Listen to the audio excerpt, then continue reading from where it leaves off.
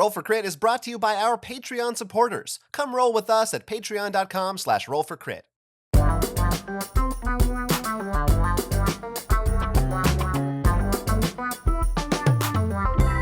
It's the week of February 15th, 2021, and at least here in the States, it is unusually cold. So for those of us out there who are not used to the cold, bundle up. And those who are used to cold weather, maybe give some tips to those so they know what to do. For example, beware of freezing pipes. But without further ado, let's check out what cool Kickstarters there are out now. Stronghold Games has an all-new version of Terraforming Mars called Ares Expedition.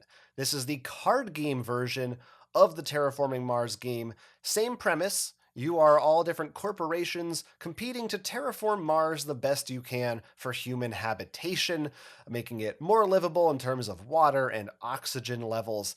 And you will be collecting cards, playing them for different actions, different resources in order to get the most points. This one is a little different from the original game. For one thing, it's much more about the cards. You will not be placing tiles onto a board to build Mars up, per se. And there is a little bit of a difference in how your turns go. In the original game, you could simply take an action and then you would go through various phases of producing resources, what have you, depending on what cards you had out. In this one, everyone has a hand of cards with different phases on them. You simultaneously choose one, so it may be production, it may be an action or something else. And then once they are revealed, each player goes through the steps of their chosen phase card simultaneously.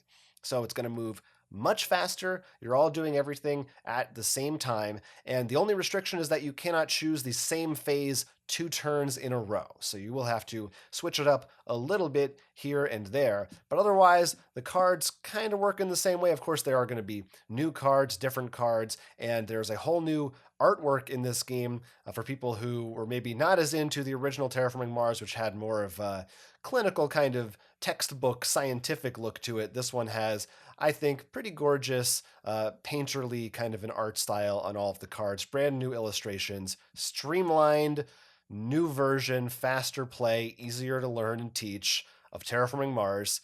What do you think, Will? Do you think this could compete with the original or maybe even replace it?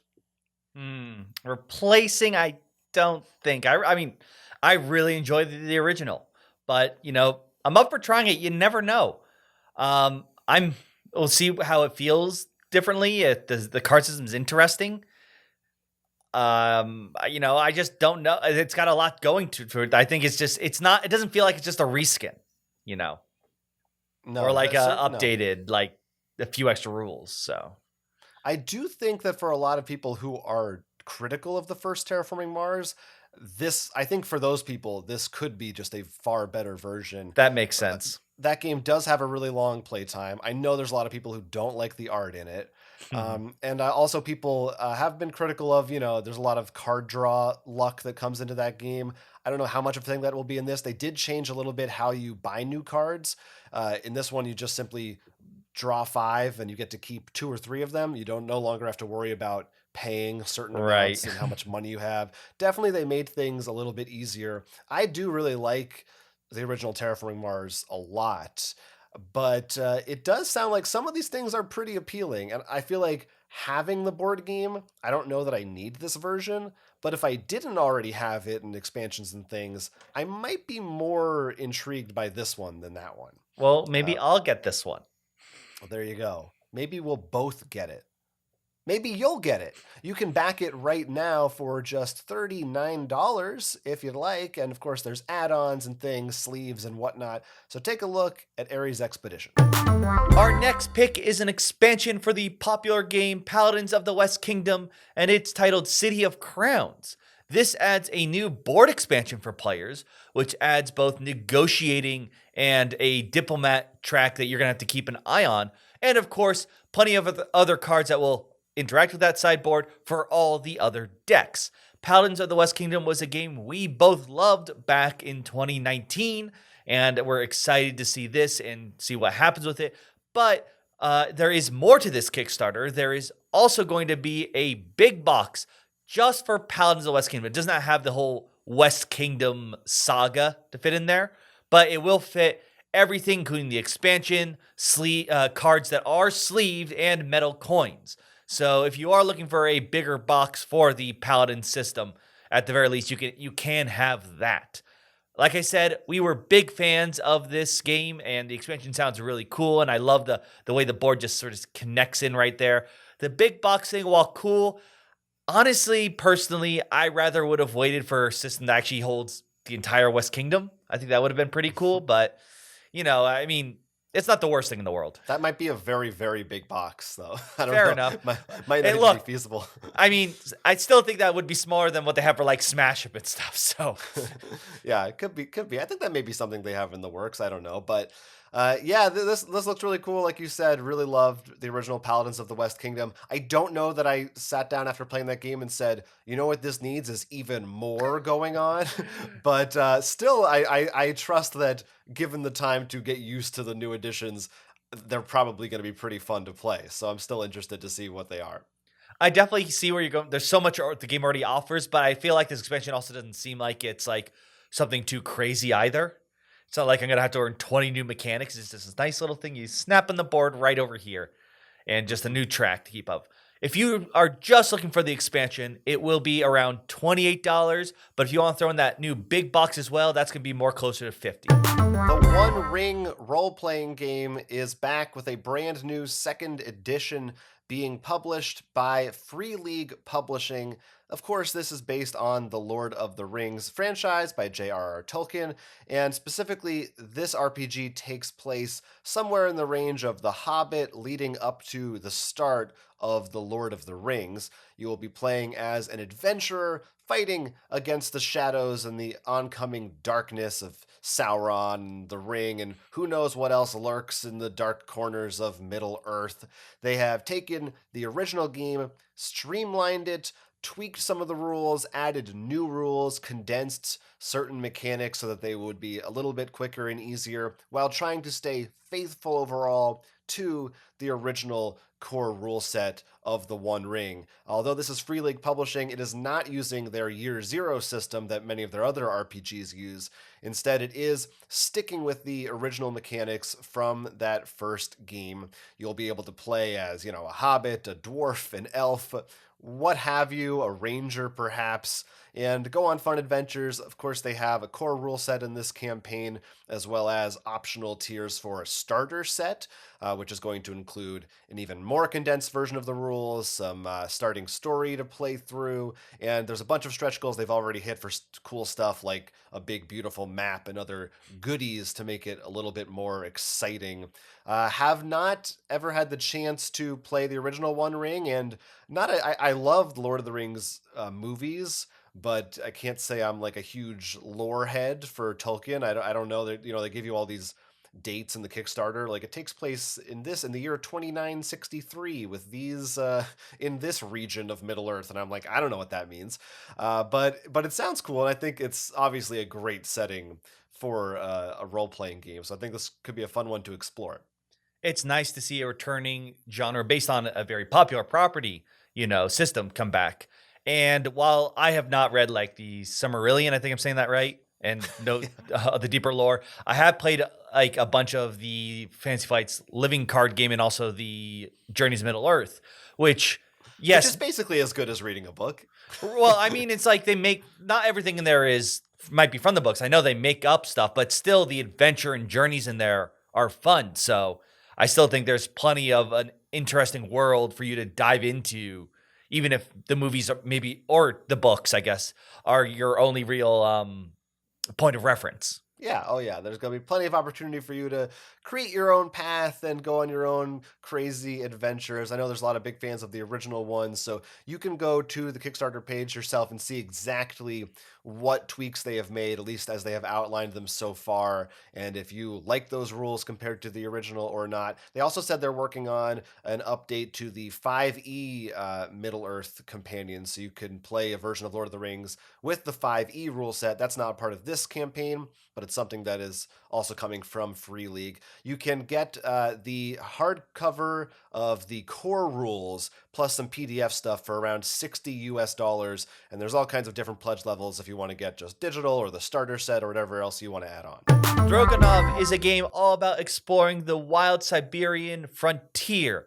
In this game, you'll play as family members of the Stroganovs, and your goal is trying to get the most victory points by pleasing the Tsar and also gathering pelts by continuing to explore the Siberian board and arena by slowly heading eastward by placing your troops, spending horses, maybe building some outposts along the way, and making sure you gather resources. You're going to be gaining gold cards, such as gathering multiple different kinds of pelts or maybe multiple of the same kind of pelts. And in order to do so, by doing this, you're going to not only get some victory points, but maybe some other goals, such as being able to permanently increase some bonuses you have, or maybe getting songs sung of you during the end of the year. You're actually going to play through 4 years going through the different seasons. At the end of each year, when you hit winter, everyone's going to come back because you're not supposed to stay out in the winter in Siberia. It gets very cold there. But of course, this will be a way to regather your resources, as they said, sing songs of your triumphs, and of course, gather your resources and plan for future goals, and maybe see if you're able to complete previous ones as well. This game was designed by Andreas Stedding, who designed things like Guang, if I'm saying that correctly. So it's got some pedigree to it, and it looked like a very interesting way of sort of Euro placement, but also engine building of how far can you go. But it didn't seem like the farther's better, because the pelts were random. So maybe I'm going to stay back a bit because I really need those extra badger pelts or something. There's a whole cast of creatures, of course, for you to hunt. That's fun. I mean, who doesn't want a good badger pelt for the winter? Of course. Speaking of things being unusually cold, sounds like a good thematic one. It also just makes me hungry. I want some beef stroganoff, but yeah, that sounds like a cool different kind of a theme with some interesting some tried and true mechanics. It sounds like that I'm a fan of. We both like usually that kind of engine building stuff. It wasn't there's still that movement, but seemed less about moving as far as you can and weighing your options, because you really do want to complete those goals within the year because they give some really nice bonuses. So it's definitely interesting because you can only move so far. And do I try to move as fast as I can, or do I think I can keep up a slower pace and still be able to complete my objectives? If you're looking to get into this game, there is the deluxe edition that will start around $72. Once again, this is Stroganov. Bloodstone is a new game from Druid City Games that takes place in a dark fantasy world, and everybody is a gladiator of sorts in a coliseum, forced to do combat in the arena. Everybody has their own unique cards, their own special deck of cards, and they will be able to play those, and they have, of course, their own abilities as well as initiative numbers that are going to determine the order of play. And then the core of the gameplay is going to involve rolling a whole lot of dice. So you're moving around this arena trying to get within range of your opponents, could be one or more of them, depending on how many players you got. And you are trying to roll damage to do against them, as well as perhaps activate special abilities. You will have abilities on your own character mat that may give you rewards for rolling all unique numbers or rolling doubles or triples. So there's a little bit of a kind of a Yahtzee element also to what you're trying to roll.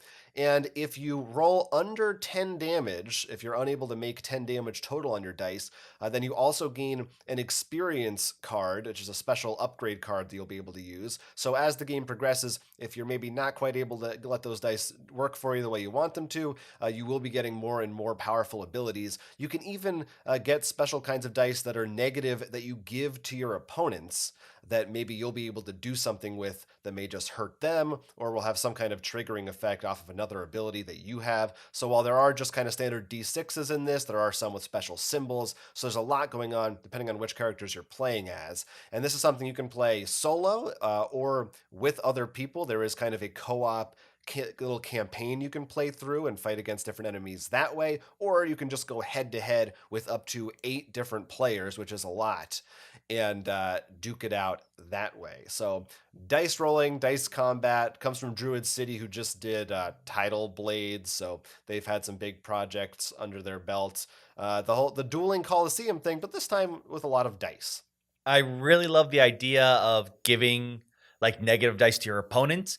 We've seen that deck building where you can like do an attack card and give them a weakness, you know, the filler cards. But having them like, here's the bad die, and be like, oh great, what am I gonna roll on that? I think that's really cool. And it does seem, while there is that cooperative campaign on, which is great, it does seem this does focus a little bit more on the PvP side, from what I could see. But maybe I'm wrong.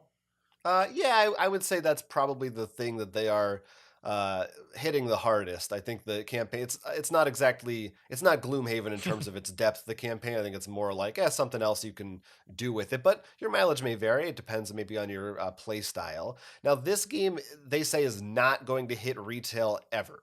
So if you want to get it, you got to get in this Kickstarter right now. And just the basic game, it's going to be $125. So whole lot of minis, whole lot of stuff for you in there. If you think you want to go in, then go in on it here. Rounding up our picks, we've got Beast of Balance Rebirth.